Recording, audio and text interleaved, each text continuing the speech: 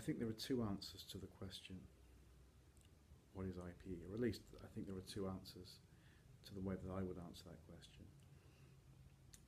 The first part is to say that IPE is a field of study that recognizes the profound interconnectedness of social processes across the world.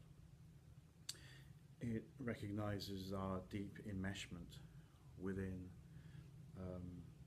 a circuitry of production, finance, trade, consumption, and that it's very hard to impossible, very hard to understand actions, be they individual day-to-day behavioural decisions in our everyday lives, or be they the policy-making processes of global institutions or nation states or political parties or whatever, without understanding that intense degree of interconnectedness, that intense degree of enmeshment. So in some senses, IPE is a recognition of that feature of the human condition. Now we can have a discussion about whether that is something that's new, or whether it's something that has always been around to a greater or lesser degree.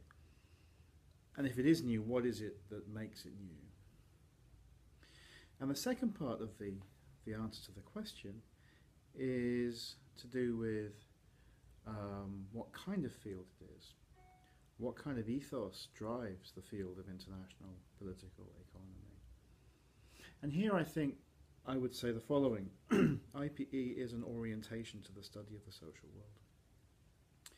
You know, I think there's a trite answer to the question, what is IPE, which goes something like, well, it's about the relationship between politics and economics at an international level, or it's about the point of overlap between economics and international relations, or economics and political science.